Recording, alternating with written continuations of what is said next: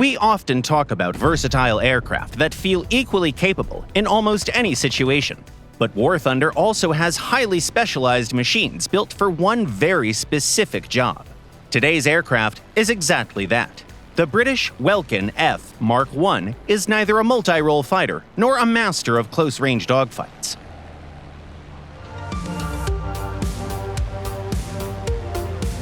One look at its silhouette is enough to understand what it was designed for: high-altitude combat.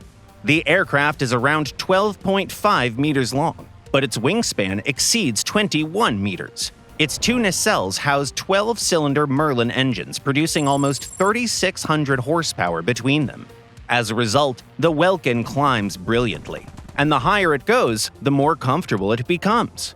It reaches its top speed at around 8 kilometers, while its service ceiling is roughly 12. Those are genuinely impressive figures for a piston aircraft.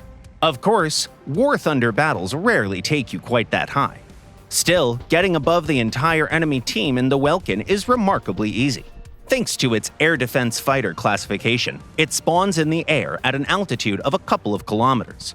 By the time you meet your first enemy, reaching 6,000 meters is almost effortless.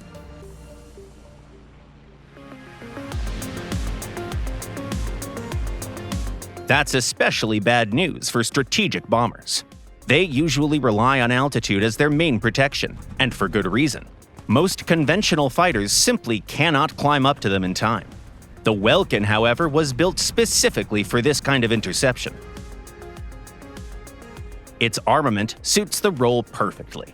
4 20mm Hispano Mark II cannons, supplied with a total of 566 rounds, can confidently tear apart any large target.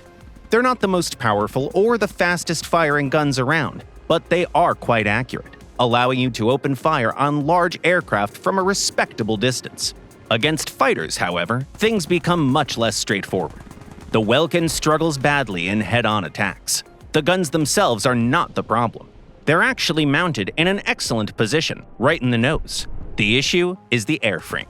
The aircraft is extremely reluctant to fly in a side slip, with its nose pointing slightly away from its direction of travel.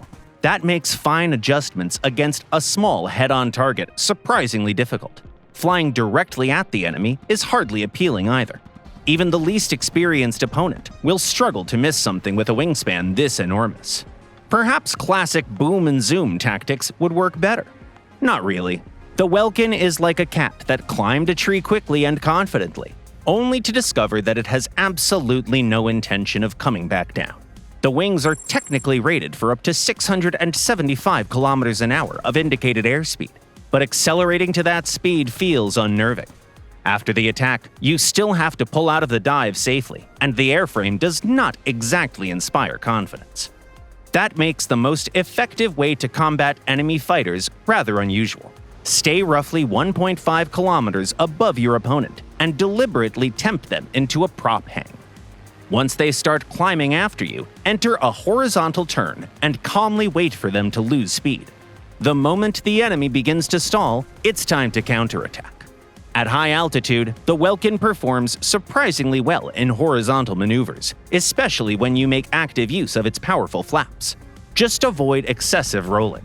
With a wingspan that large, completing a barrel roll takes painfully long. In combined battles, the British fighter feels far less comfortable. Its natural habitat is the cold, thin air high above the battlefield. Close to the ground, it loses nearly all of its advantages. The Welkin is not an aircraft that tries to please everyone, and it certainly won't become a universal favorite.